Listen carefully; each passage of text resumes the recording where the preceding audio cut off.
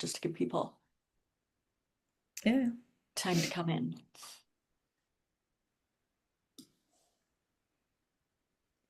It's setting up. But yeah, I'm so excited that you're here. It's start just to give people time to come in. Yeah. It's setting up. But yeah, I'm so excited that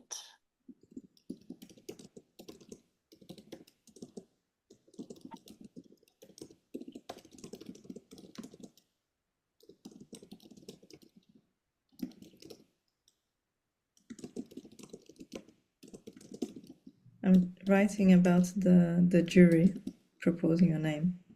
oh, fantastic.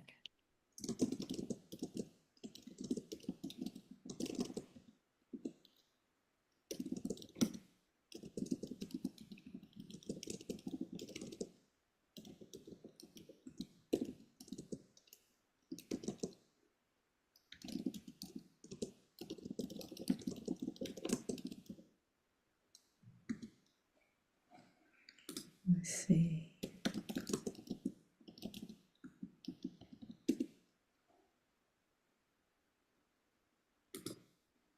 So we have some people just starting to come in. Hi, everyone. I'm just starting a chat with you. Can everybody hear us okay?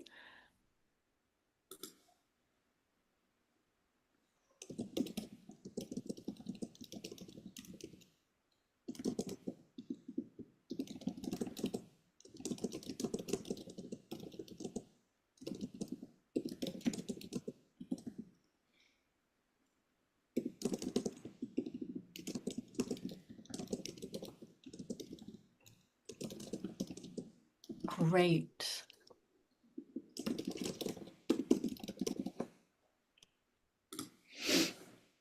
So, Adriana, it's 11 o'clock. I'm ready to start when you are. I just want to kick it off, say hi, everybody. Thank you so much for joining us.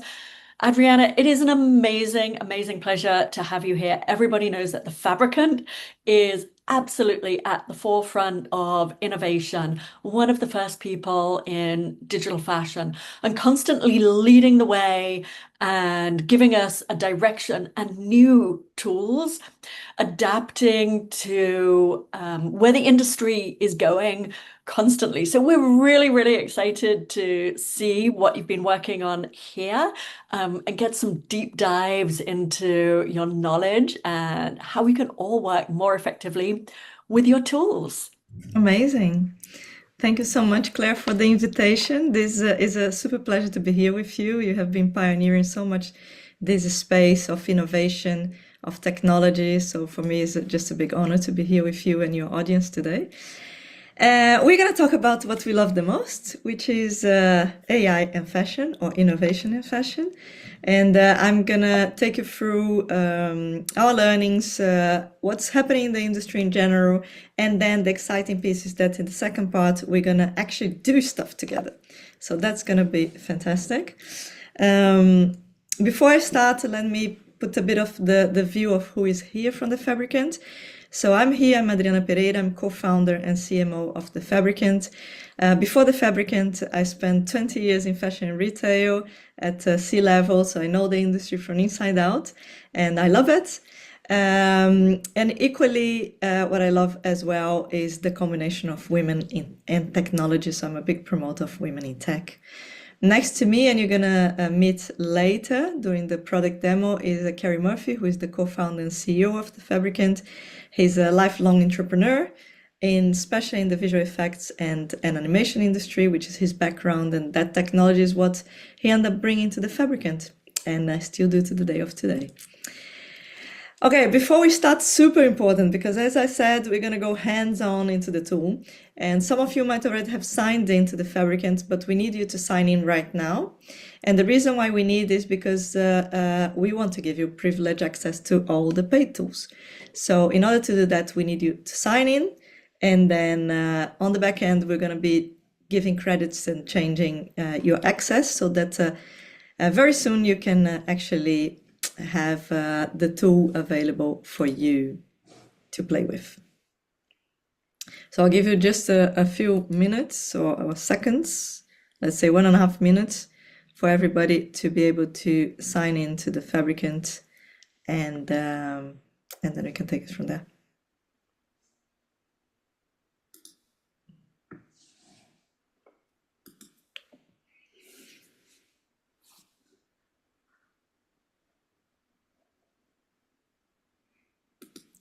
It's one of those times that we should have music. We didn't cater for that, but let me give you another 30 seconds for you guys to just make sure that you're set up to play with the tools very soon. I see some familiar names in the chat as well. It's really good to see everybody. So exciting how really tight this community is, how everybody is still wanting to learn more. It's an incredibly enthusiastic Amazing. community. Claire, I don't have access to the chat. I don't know if you need to change my access, but it would be good if I could see it as well. Okay. Yeah. Let me. One of those pro features that we find out only when we are in the call, at least for me. Well, while you are trying to figure out the chat, let's keep going. Let's keep going. This is going to be fun. Okay, what is in the shop for today? We have two parts. Part one, I'm going to spend a very, very little talking about ourselves, about the Fabricant, and most importantly, spend most of the time talking about how AI is transforming the fashion industry already, and some really cool implications that we all need to be aware of, and most important than being aware of, I'd like for us to discuss. Because we all that are participating in this call, we are leaders. You know, the fact that we are here spending time talking about AI and fashion, we are ahead of the pack. And I think it's really good for us to be aware of the implications for the industry and have our voice elevated, and also, you know, take it home to the broader public. Then in the part two, we're gonna go hands-on. We're gonna do a little introduction about the Fabricant tools, which we launched in March this year, and we have thousands of users as well. Every day is a celebration, and we'd love to give access to you. And you're gonna build your capsule collection, and hopefully you're gonna be so proud that you want to share in the gallery, and then we can open for questions and answers at the end. Right, about the Fabricant. Since 2018, we have been disrupting the fashion industry with digital first tools. This was a deliberate mission that we kept true to the day of today. So it's our intention to make the fashion industry digital, because we believe that by being digital, we're going to solve the most pressing issues of the industry, which are speed to market. As we know, a lot of traditional brands can spend up to 12 months from design to actually the garment sales, which is far too much. By the time the garment reaches the market, consumers are already thinking about something else, right? The landscape has changed so much, and that ends up leading to over inventory, non-successful sales, which just adds to the waste. Waste is, as we know, done through the entire supply chain, from samples that are physical to ordering of additional samples for showrooms and photography, to actually not being successful in the sales because we missed trends, leading to inventory waste. And ultimately, costly. It's a costly industry. It requires a lot of capital for production, a lot of capital for commercialization. And only on content creation alone, and I'm talking just pure photography for e-commerce and your social channels, we are spending in the fashion industry yearly $5 billion only on content creation, and that's growing double-digit year on year. So big issues that we feel there is a very clear solution: digital. And our mantra, and again, has been since 2018, but it feels so close now to happen, is to have 100% design, digital design to sell. It's our North Star. And how we envisaged it is through a set of AI-powered tools. We call them the Fabricant Intelligent Tools. Again, you're going to get your hands on it very soon, where as a brand, as a creator, you input your designs in the form of sketches, and you co-create with AI tools to move these sketches into photoreal images, to derive sewing patterns, to do your campaign photography, and to show it in a 3D model as well. So from all these tools, we're going to be playing with the sketch to image tool today. And again, you're going to be able to create really, really beautiful collections in just a few seconds. And that's a little video demo.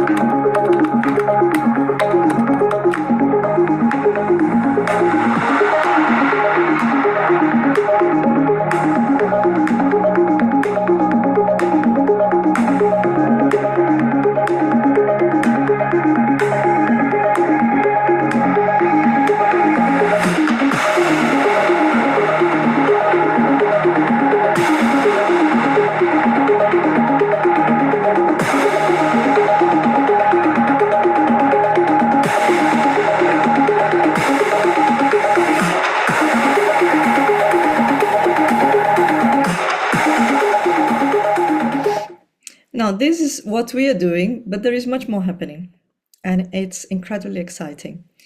So what are the three big buckets of change that AI is bringing to the fashion industry? One is the area that we are in primarily, which is AI-generated garments and prints. So it's AI being your design assistant. The other area is more the data part of it, the more the business part of it with predictive forecasting, where we have been able to grab data from online, from social media, from your own sales, from trend reports, put it all together and start creating predictions of what's going to sell, more or less, like never before. And then the last piece, which is also an area that we operate, which is the virtual try-ons, the real holy grail of e-commerce, and the creation of brand content, whether it's video or whether it's imagery, right? So also a very, very rich domain. In just giving a few examples of companies that are active on this space, because this is not anymore like it's going to be in the future. No, it's happening right now. And it's in the hands of any professional in the fashion industry to just start playing with these tools. So one is, again, AI design assistant, as we call. Our tool is a great example of it. Then we have demand planning and trends. This is Heuritech, where what's interesting is that they are creating these trend radars that start putting much more data available and aggregate much more data, and then telling you, how much more a certain style is going to succeed versus the average. So in a certain season, yellow-green has 12% more chance to succeed than the average. So, try to put your collection more in this direction. So these are all new data sets and new ways to see the information that were not available before. This one I love because I find it super innovative, and it's, I need this, is the chat to shop. Why do we shop online in this way that feels like we are navigating through folders of our projects? What if I just say what I want and AI becomes my shopping assistant? And that is outadaily.com, which already is doing it. Basically, I go there and I say, hey, I need a black and white dress with vintage vibe for an evening gala. And then it pulls all the possible dress that fit this description. And then I can click in one and say, well, I like this one, but with a little bit of this, a little bit less of that, right? So we are, as of suddenly, not shopping like e-commerce, as we know, but e-commerce becoming our shop assistant through AI. Another one which I love is this AI stylist. Who doesn't want to have a stylist, a personal stylist? I want that. This is from Stylista. Basically, yeah, also a styling advice for your fashion needs, powered by AI. What should I wear for a party? It knows me, so it's going to recommend what I should wear, and of course connect to the different stores. Or it's also, there is another tool that I put my own garments, and it creates the outfits based on my wardrobe and where I want to go. So give me ideas on what I already have, which is also super cool. Then virtual try-on, as I said, the holy grail for e-commerce for a long time, because the biggest reason for returns is fit, is I thought this would fit my body, I thought this would be for me, but actually it's disappointing. And here we have a solution that can be done in many different manners to actually give more information about how the item is going to fit. There are some solutions that are based on you choose a model that resembles your body type, and then you see how the garment fits the model. There are others that are suggesting a true try-on of your picture, so you can at least see, well, is this something that's going to be for me? There are others that are about you inputting your measurements. Whatever direction we look at in terms of solutions, they are there to support a decision of purchase that hopefully makes the buyer happier and reduce the returns of e-commerce. I don't know if some of you have seen Google announced 2 weeks ago that they're integrating it also in Google Shopping. So you could actually have a virtual try-on while you're Googling for your items, which is very, very powerful. Video generation used to be so expensive. And here you go, we have actually AI creating simple and very elaborated videos as well in a few seconds. So this is also another way for the brands to basically create more engagements and with a much more cost-effective manner. Now, some brands are already playing with it and actually publicly making it available for all of us to learn from. One of them is Nike. This is already the case that was from the kind of last year. They're one of the first brands to publicly announce we are using AI. And the way they were using is they create a model, and then they ask the AI to create new designs based on the different athletes. And AI would interpret design not only based on the athlete sport, but also on the athlete personality. So some of them are more funky because the athlete is more like, has more of a funky fashion personality. Some others are more classic because the athlete's more known for his classic take on fashion. So, of course, these shoes are not wearable, but they were a great inspiration source for the footwear designers to take it further and reimagine what could have been or what could be a new shoe for these athletes or for this field of play. So again, AI just fueling your imagination is, I think, a great opportunity here. Another one is on the models side. So H&M is publicly announced that they are digitalizing their fashion models. And for the models is a new revenue stream. They can now be in two places at the same time. They will never age, so that's certainly a plus. And they felt that in this way they would still preserve the models' jobs and earning possibilities, but introduce a way that for them is much more cost effective and fast than having to fly them all over the world and having photo shoots assembled. Mango, though, went a different direction. They did the entire thing is AI except the product. The product is the Mango product, but the model, the environment, everything else is AI. They got a big backlash from the Model Association, but certainly they dare to show the possibilities and what used to be the future is now the present. And I think it's a very valid take. Now, without this together, there are a lot of possibilities. And I love, and I'm a tech positivist. I tend to only see the bright side of life. And I think there's a moment of, I'd like to say revolution, but I want to stay with evolution of the fashion industry. And why it's evolution? Because it's enabling what we already do to do it in a much better way, in a faster way, in a more economically effective way, in a more creative way. And I think that is a very welcoming in today's world where resources are scarce, where we have a very pollutive industry, and where everybody that I know that works in fashion is always busy, right? Has never time to truly do what they love, which is creativity. So I think we're in a time that we will enable humans to do their best because we have AI as our assistant. Next to that, there are some implications that I would say are more worth us to contemplate, and as industry leaders, to have a point of view and to drive the conversation forward. One of them is, what's the role of the fashion designer? And when I do this masterclass for young designers, they are very worried about it. They're very worried about their careers. They're very worried that there is no more space for them.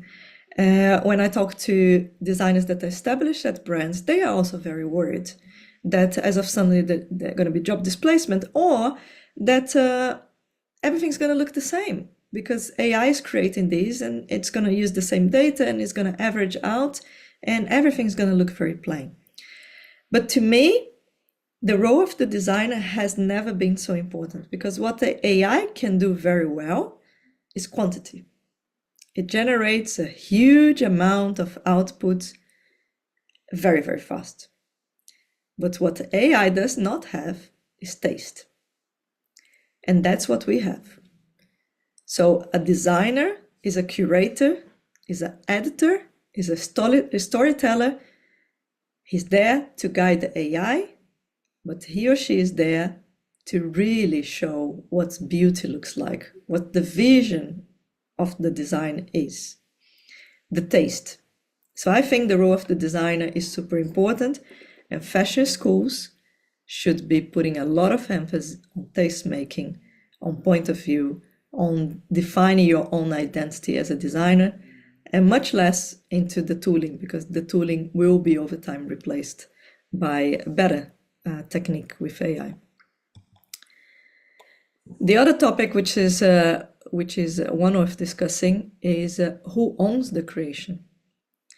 And right now, the law is only humans can hold IP. So that's the general law around IP. If only humans can hold IP, and humans are the ones establishing the prompt, could we create intellectual property of a prompt or a set of data set, right? And there are discussions that this could be possible, that maybe the prompt will be the new creative input. So these are discussions now at the law framework stage.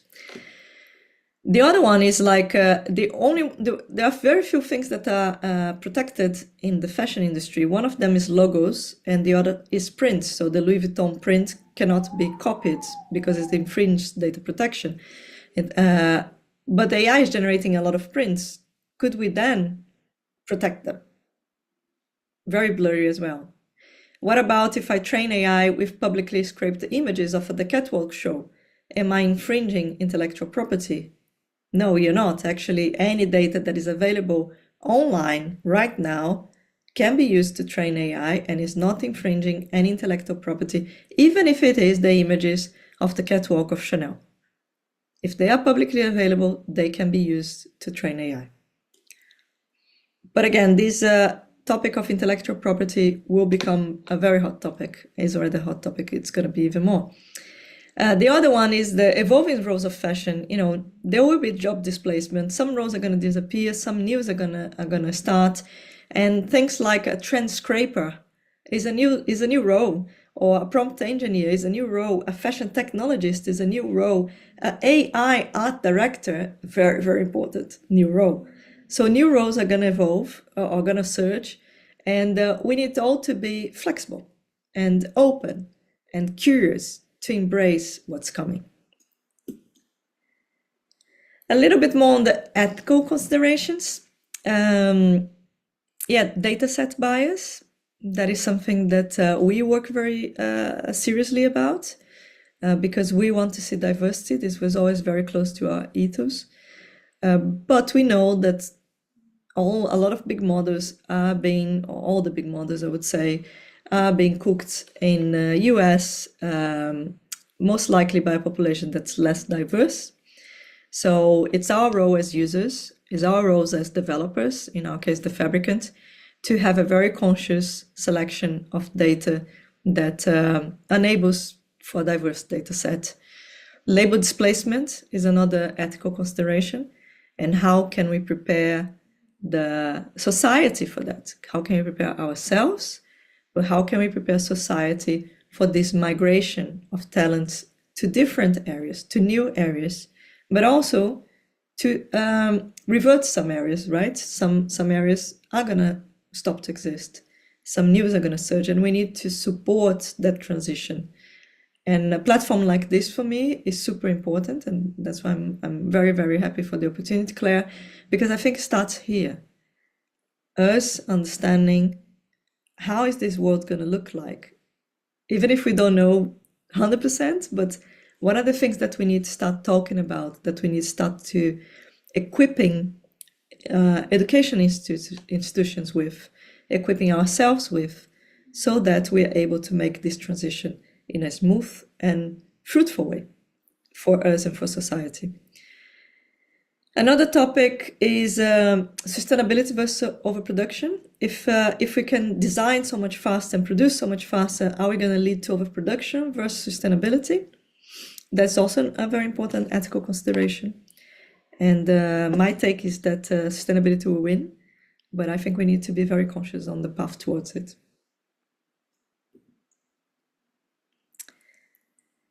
And ultimately, what the AI can't replace, because again, AI is great to create a lot, but what it can't replace is intuition, is the cultural nuances that we all carry in our baggages as humans, is the emotion, the storytelling, and ultimately the taste. And I love the image on the right side, which is the image of the Maison Margiela last show of John Galliano, which to me, it embraces and encapsulates all of this. No AI could have brought to life what Galliano brought to life in a show that was theatrical, in a show that had so many cultural references, in a show that had so much emotions, taste, a true show to watch, to live, which we stand time, right? And that's where, when we have more time in our hands, because the repetitive tasks are going to be done by AI, we can devote ourselves to what humans do the best, which is to create. Ultimately, AI plus human is a superhuman. I don't think that there is a way back. I think there is only a way forward. The future is absolutely hybrid, and it's not about doing what humans do. I think it's about augmenting creativity, and it's about more time for creativity. And we can all, I think, celebrate and embrace this direction.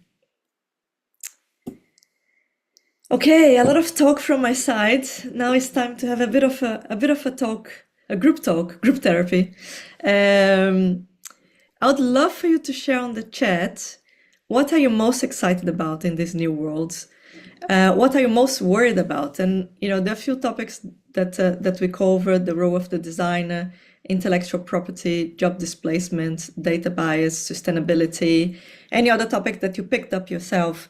I'd love for you to just give your 2 cents, excited about, worried about. Maybe you're only excited, which is great. Maybe you're only worried. We can have a discussion about it. Claire, to you to moderate it. Yeah, so I have some questions in the chat on YouTube, actually. So can we just jump through these before we start answering these other Yeah, absolutely. ideas? We have one from Lou. Is the image to pattern done through AI as well? Definitely. That is a module that is still in R&D, but is AI. Yeah. Okay, and Hare and the Herd asked, and I love that name, by the way. So we'll be able to get 3D models out of sketches. 3D models out of sketches, yes. And Carrie can actually, Carrie, if you're there, you can answer that, because Carrie is super versed in 3D. Yes, so 3D models, not from sketches, but from images. So it's image to 3D. The platform will allow to create a sketch into a photorealistic image, and that image can be converted into 3D model that can be imported into any 3D software for further refinement. Wow, that's just incredible. Monica Pereira, Love for You Academy says, "My God, is the fabricant changing the world?" So I think the answer is yes, definitely. That's a really exciting change. So another question from Shwetha JM: How do we add prints in the garment? Mhm. Carrie, do you want to answer that one as well? Yeah, absolutely. So if you are a 3D designer who is used to applying prints on the garments in a 3D software, this is a very different application in a sense that you will not be able to put an exact one-to-one print on the garment, scale it up, position it like it is done in 3D. It's actually way more creative. So you can use a print as a reference image, and that print can be interpreted in many different styles, in many different ways, in many different scales and positions on the garment itself. So if you're looking for precision, 3D is better or Photoshop is better. If you're looking for creative output, the AI is much better for that. Fantastic. We have another question from Sokature97. How does this differ from offerings like Raspberry AI?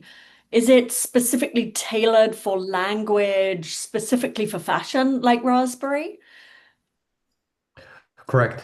Our platform is trained on fashion data itself. Raspberry AI has a different suite of tools that is different use cases used by different designers or brands. We're very much focused on digital fashion and a certain challenges within the fashion brands that we come across the most in our conversations with luxury, with outerwear, with small brands, with independent brands. And that's the way we've developed our suite of tools. Oh, fantastic. It's so something else that I really love about your suite of tools is that you're really looking at things from an ethical point of view also. But let's jump on because you wanted to have a discussion. We've got some answers. Felicia Ellison says, "Her worry. Are confidential designs protected when entered into Fabricant for pattern or creative development?" Great question. Good question. Yeah, so definitely. In fact, if you are, there are two sides of the story, I would say. If you're in the free plan, which we grant for everybody, and deliberately because we want everybody to embrace it. So in the free plan, you have 5 free creations per day. Your data might be used for training. If you're on the paid plan, your data is fully protected and is not used for training.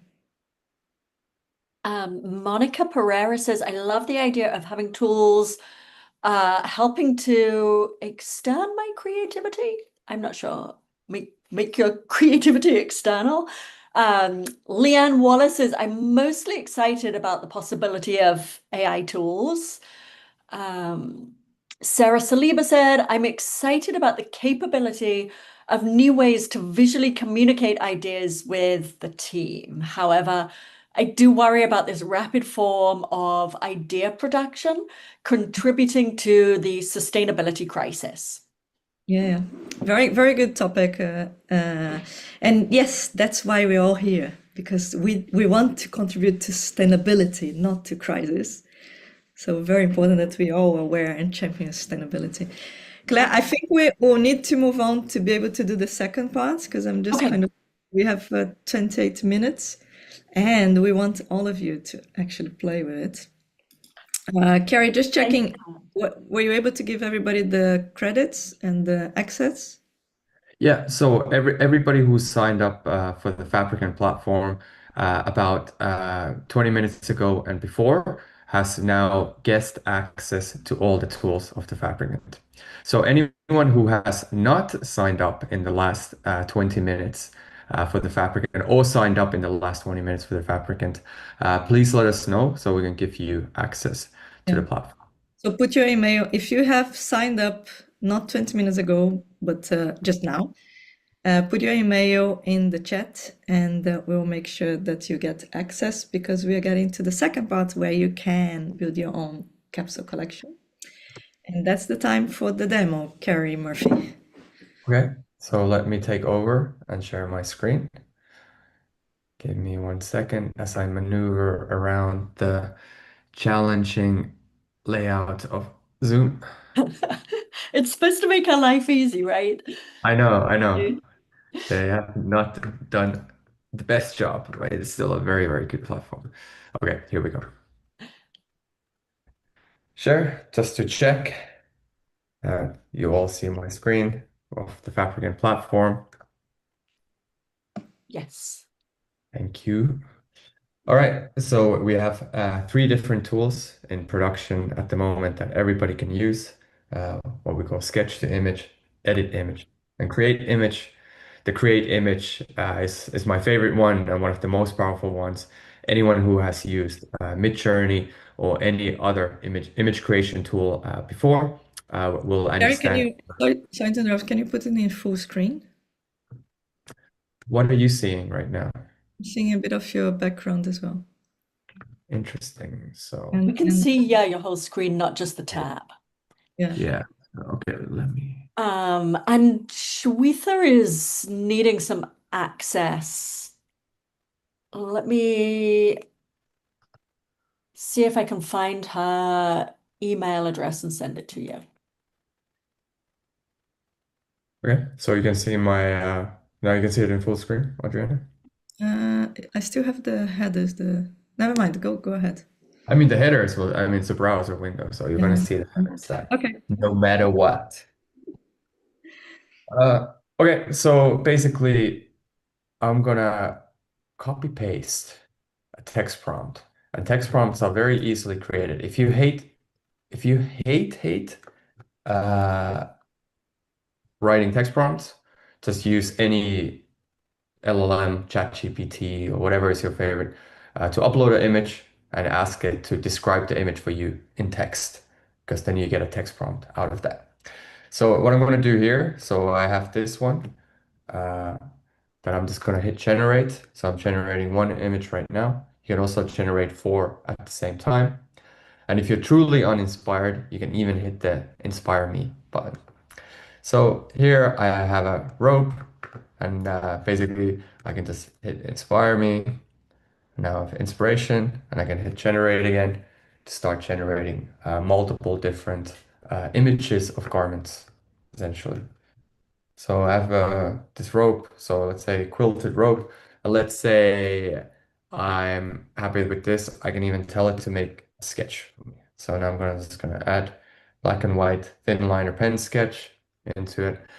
And what I expect is to give a sketch to me. You can create tech packs, you can create any sketches, you can create any fashion photography. Just be very descriptive about it. So I'm looking for essentially a black and white image. So I'll just remove all the uh, words that uses any color in there. And if I'm happy with that, I'll generate again.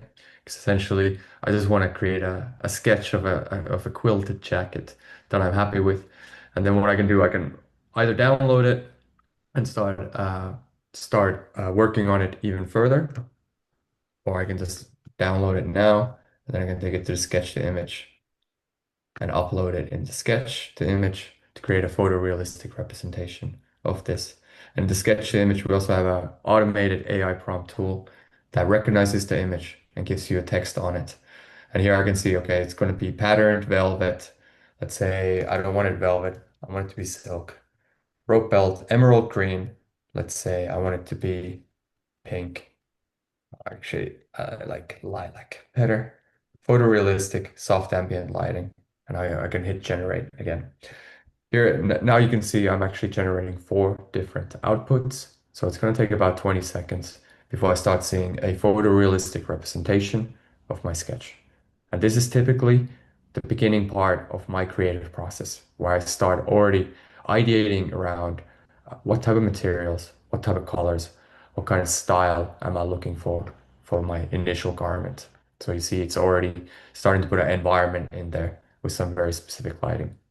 Now, if I want more control on the colors and the materials and the background, I can even upload an image that I have. Let me just go through my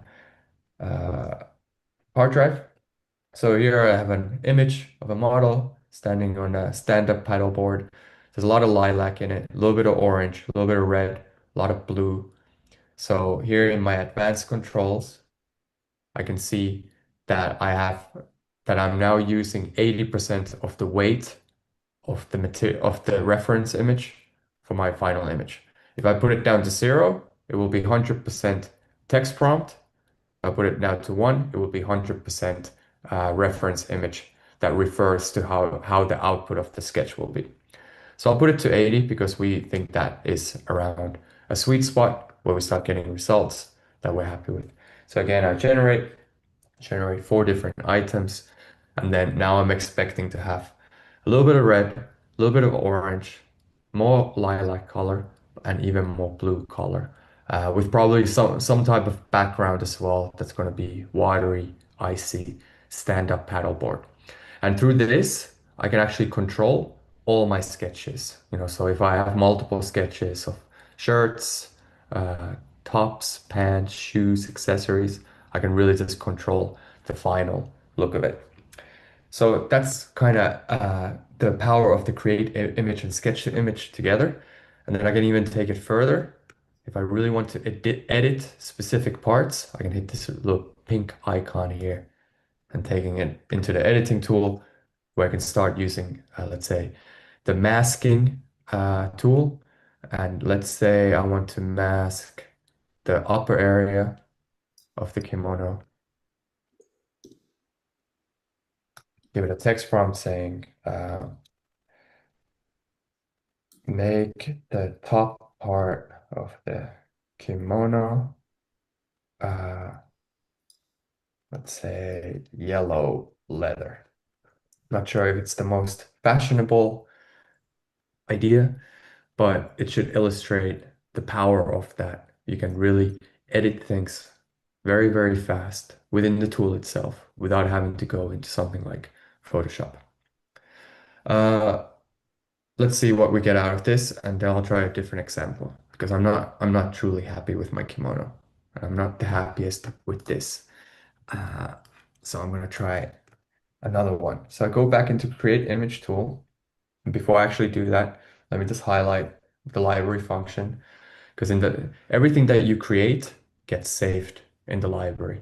So you can access everything back that you've ever created with the Fabricant Intelligent Tools. And then you can always go back and start working on them. So if I click on this, I can take it into the edit tool. I can start editing it as I wish. And same thing with basically everything. So I can even let me just load a session, just load this creative session. So it loads it back in the create tool where I see all the creations that I've done before with the text prompt as well. So very, very powerful to save an unlimited amount of creativity in here. So Maybe let's start. Gary, maybe we can start giving people access. Everyone should have access by now. Yeah. So everybody could already start. What you need to do is, if you are logged in, log out and log in again because we update the credits. So please log out, log in again with your email and the password, and then start creating. And we're gonna give you 10 minutes to create an item. And once you create the item, if you want to share the item with us, I have a little place that you can share, which is our inspiration board. I'm going to put the URL in the chat for later.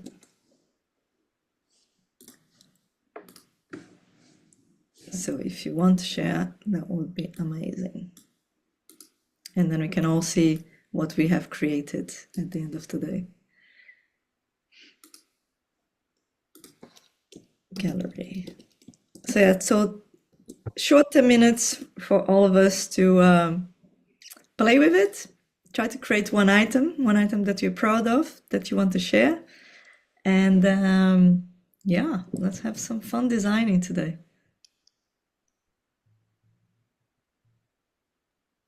Cool. I'm also gonna keep designing at the same time. Yeah, you So keep designing, you let's keep look going. at Put your whatever I'm item in doing. the gallery.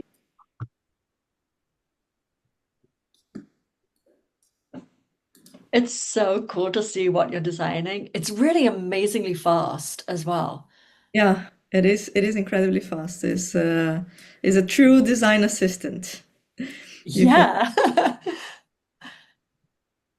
And it's so flexible, like you can really do so much. And we see it with the pro users. They start with something, and what they end up is like amazing. Just a little bit of love, and you start using the advanced tools and the editing tool, the creation tool. We launched that a few weeks ago. You just can prompt anything you want, and it comes out, right? And for like just mood boarding inspiration, instead of going to Pinterest, just kind of start prompting and see what happens, and take it from there and bring it back to the tool. So I think it creates a whole circular creativity between the creation tool, the sketch to image, and the editing tool. And yeah, it's beautiful, really, really beautiful. Absolutely. Absolutely. So while everyone's being creative, I just want to ask you some questions about the ethics, because it is a question that's in the back of everybody's mind. And it seems like you've really given a lot of thought to this, and that it is the creativity that's at the forefront. And looking at this as part of a designer's tech stack. So so when you are working on something, how do you as a team sit down and sort of discuss the ethics of everything and how that brings value? It's really like a day job. We are the super users itself of the tool, right? So we were having a discussion the other day about the creation tool, because the creation tool is maybe the most open tool we have, right? So for example, because I was getting models, I was always getting like white models out of my prompt, and quite young. So that didn't feel like very diverse. And then it is a question of training the model, really. And I feel like while there are many tools available, and there will be more and more tools available using I think users will start gravitating to the tools that are, and you're going to see in the output closer to their own definition of the brand and the values, right? The data that is put in has a lot of I would say prediction of the output. So if you have a data set that's very much skewed towards a direction, your output is also going to be skewed towards a direction. So we try to, keep diverse of gender, keep diverse of color, keep diverse of body, keep diverse of fashion styles. I think that is the one that we're more conscious about right now. How can we push more also to more edgy contemporary styles, not always the more classic, and then I think diversity of visualizations as well. At the end of the day, fashion is a creative field, and is a creative field that even just on fashion photography, right? You can go with the same style, you can go in so many directions. So I feel that is it's just by training and continuously reviewing. That's the only way. Yeah, yeah, absolutely. So, but it's really exciting. I can't wait to see what everybody produces here. Yeah, it's gonna be fun. We'll see very soon.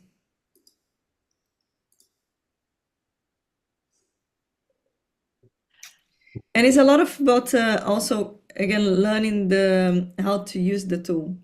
Um, what we see is that we're continually monitoring, of course, the results, and sometimes I see a creation that I feel like, oh, okay, this designer could not get the best out of the tool, because maybe the sketch that they used was not in the right aspect ratio, or maybe the prompt was not strong enough.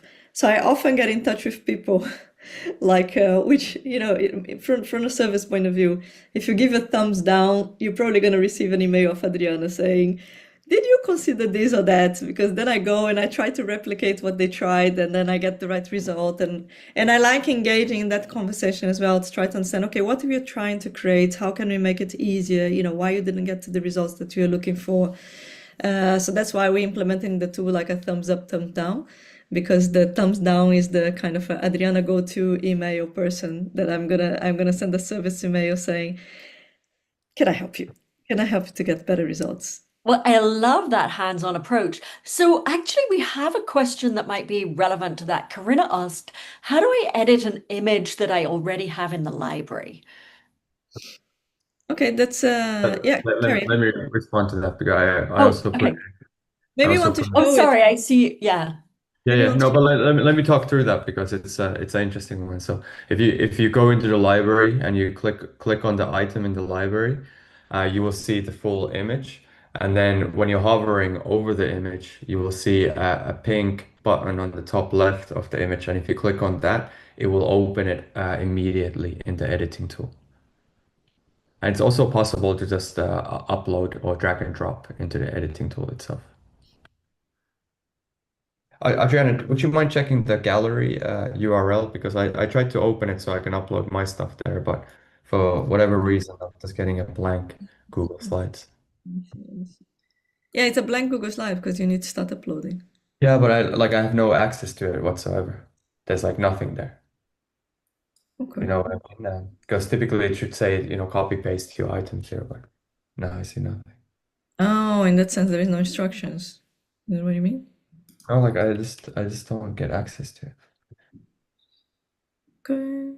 Let me see how I can help you. Like, does it work for you? Because then I'll just try something else. I don't know. It should work.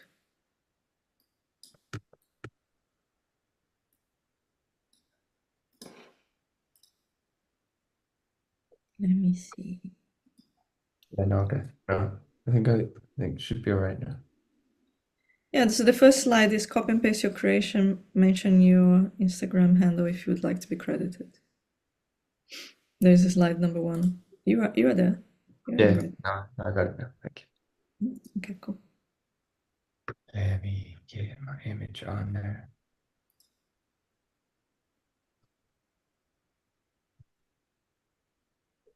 Week 1. So Clara, are there any other questions in the chat that we So can? there are, I see Kara's actually been answering some. So Heronhood asked, is this access like permanent? So we're just offering this access during this live workshop so that people can sort of do a deep dive into the tools. We will keep Yeah. it open for, we'll keep it open for a few days so you can keep playing with it. The tool is available for free on the basic, so the sketch to image for everybody, five generations per day for free. It's just the pro account, like the editing and the creation tools, they are only for the paid users. But we'll don't worry, you can still play a bit in the coming days. We'll keep it open for a week or so. Wow, that's super nice. Uh, Caminando asks, can you make the model to put the kimono on using the app, as in generate an editorial photo? Love that. Soon. Keep an eye on it. Very soon. Wow, it's amazing how fast everything's happening. I was talking to some people at South by Southwest in London last week, and they were saying Mm. they found it really frustrating how you couldn't always do what you wanted. And I said, I feel the opposite. Sometimes you do, but I think that's because our creative expectations are just so high, and we're in creative overdrive, and we've got these accelerated tools, but even when we put our foot on the accelerator, we still can't go as fast and get where we want immediately. But so one step at a time. That's Um, so true, Claire. We feel that we in the field of AI, yeah, every day there is something happening. Seriously, it's hard to keep up, and it's good that we have a focus on fashion only, because beyond that there's so much happening, right? Which is impacting, impacting business, is impacting entrepreneurship, impacting, of course, all of us personally. But I feel it's very exciting. I feel it's very exciting, and one more reason for everybody to just just play with it. I would say for everybody, the best thing to do right now is go there and play with it. Be aware of what's happening. Play around without fear. Once you play, you're going to see the possibilities. A lot of what we do these days is educating students. So I do a lot of masterclass for students because of that, because I think it's important to put the technology in front of them, take the fear out, and let them see that it's just helping them, right? It's not taking their jobs, it's enhancing the possibilities to be successful. Right, right. It's the same as, when Photoshop and Illustrator and everything came, it just accelerated the talent for those people who have the creative skills and the vision. So we do have some more questions. Caminando is asking, I'm using my 3D renders made in Clo and trying to make them look as an e-commerce picture, but I'm not having good results because I keep getting the same pose as my 3D render? That's a good question. Hmm. Okay, so if you want to deviate away from, let's say, the pose, best thing to do is to go into advanced settings and put the accuracy much lower, basically, and that means give the tool itself more freedom to create and to imagine what it could be. Because now right now it's on quite high accuracy, so we'll try to mimic exactly what it sees in the image. So typically when I want more imagination from the tool itself, I'll put the accuracy slider in the AI settings to around zero point 0.2, and that should kind of start giving me a lots of what we call hallucinations or imaginations. Oh, that's a really, really good point. It's probably going to affect a lot of people.